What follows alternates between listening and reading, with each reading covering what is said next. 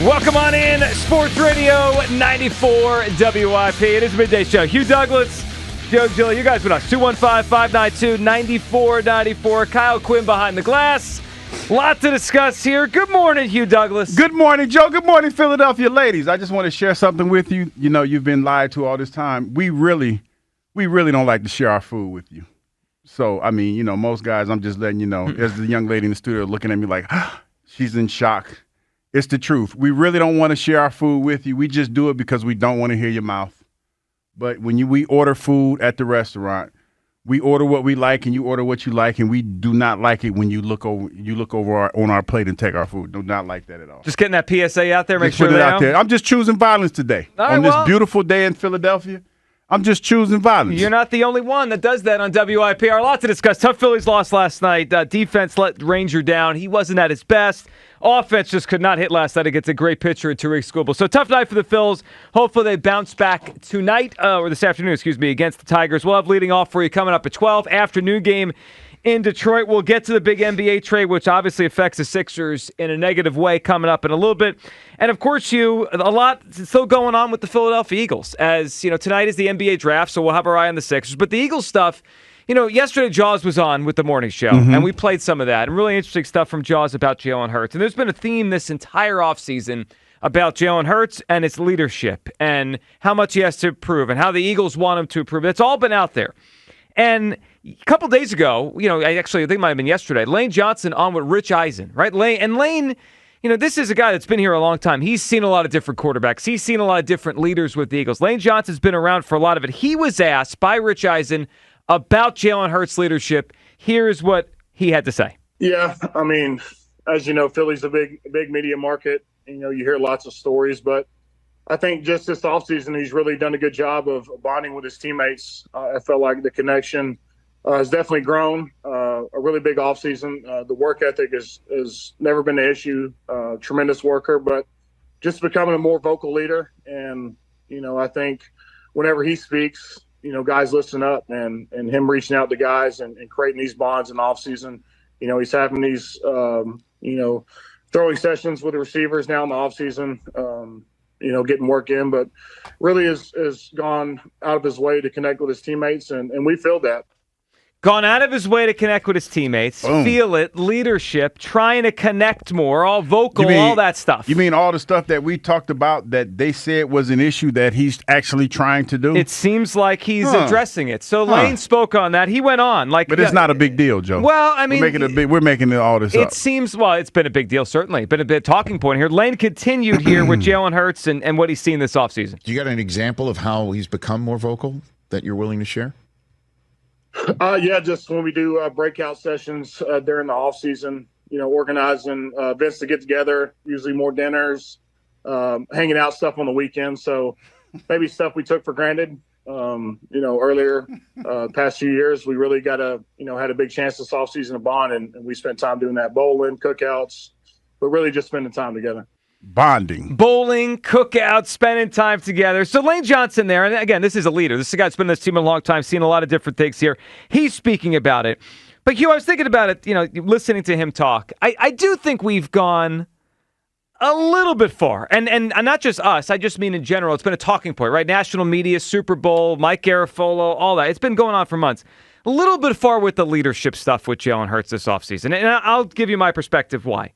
I do think Hurts-Sirianni stuff, that feels like a thing they got to fix. But in terms of leadership stuff, if he plays well, does it really matter if they bowled? Does it really matter if they go bowling and have movie nights if he plays well? It does? Yes. All right. Well, you could tell me why. I think it's a little bit much, a little bit overrated, the leadership stuff. I think it's been too Aaron Rodgers. I don't think it is. Aaron Rodgers is, I'll just put it this way. He's a Richard. Yeah. He's a Richard, there you go. but he's a leader. Let me tell you. He was a great player, and it worked even though he was what you called him. Let me tell you something that's a truism up in New York right now. Regardless of how bad Aaron Rodgers has been this offseason, I can almost guarantee you without even talking to anybody that's playing for the Jets right now or anybody that coaching staff, is that all they want him to do is come in and win them football games because they feel like they got a good football team. They will tolerate – this is the thing. let me put it in perspective, like I like to do in a way that you will understand. As a man, if we're trying to date a beautiful woman, we will put up with all of that mess because she's beautiful. You see what I'm saying? Of course, yeah. And if she's not that attractive, she's not going to get that far. I'm talking about all that calling you out your name, kicking you in your knees, spending all your money. We'll tolerate all of that if you feel like she's worth it. If you don't feel like she's worth it, you're not going to do all that. And that's what Aaron Rodgers is, because he's worth it. He was worth it because he's still worth it. Well, we'll see. No, Joe. He's still okay until it's proven wrong. Yeah, we'll see. But you might be right. But this is a weird thing to say. He was beautiful, to use your example. He was a great quarterback. Yes, he was. Okay, and so the Jalen Hurts leadership thing, and obviously your perspective as someone that was in locker rooms with quarterbacks, I want to hear it. From my perspective as a fan, I think we overdo this sometimes, and everyone overdoes it with leadership with quarterback. If you play well, everyone's happy. Jalen Hurts, 2 years ago, wasn't exactly vocal, wasn't exactly Mr. Smiles, but right. He played like an MVP, and they won, and everyone was happy. I'll go back to Carson Wentz. Yes. I don't think Carson Wentz was ever the coolest guy in the room. No, but you know but he what? played well. He played well. Then he had a knee injury, and then he started to play differently, and it's like, well, he's kind of standoffish, or he's cliquey, and he's not playing well. This is a problem. I think it's too much to make the leadership. It's more about how Jalen Hurts plays. No, and to a certain extent, you're right. But when you're not playing well and you're not being vocal, that's when it becomes a problem. It's never a problem until it is, Joe.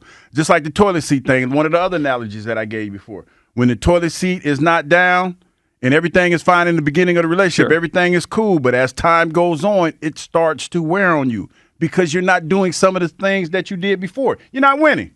Bottom line, you're not winning. And that's when it becomes an issue. And that's when all those things that used to be cute are not as cute anymore because you're not taking them out to eat it. You're not taking anybody out to eat anymore.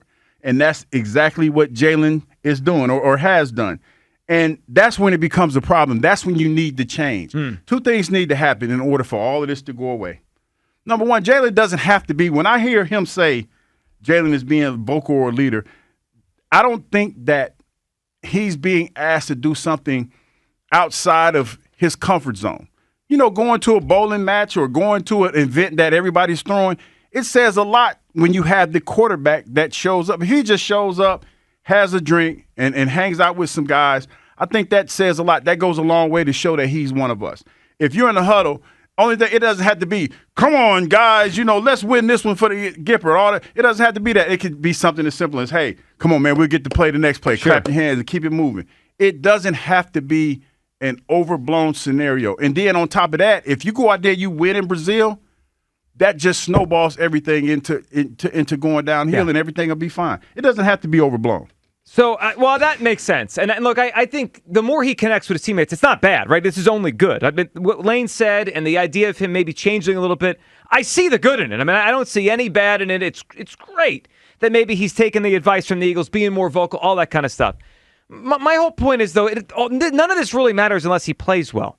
Like, if he goes out there and he stinks, or he plays like he did the last 6 games of the season, like, we're not going to be like, well, they went bowling, so everything's cool. Like, no, not that going to matter. What's going to matter is if he plays well. 2 years ago, he didn't seem like the most gregarious guy. He's a little stoic and quiet, and that's fine. But he played like an MVP, and everyone loved it. 215-592-9494. Has too much been made of Jalen Hurts' leadership this offseason? It's been a theme, again, since the Super Bowl. Mike Garafolo went on TV the day of the Super Bowl and said the Eagles wanted him to change. Has too much been made of this?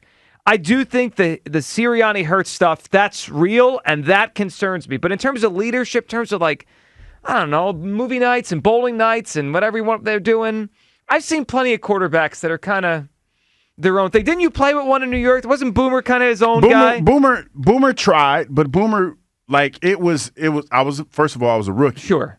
And I remember Boomer would have something like, Boomer, back when I played, he was real cool with Hootie and the Blowfish. Like, that was a big deal. Sure, in the 90s. Back in the day, the Hootie and the Blowfish, and Boomer had a bar, and I remember a bunch of the guys went to hang out at his bar, because Boomer's from New York, somewhere in New York. Yeah, Long Island, yeah, he's from Long Island somewhere. So Boomer had a bar. I wasn't invited.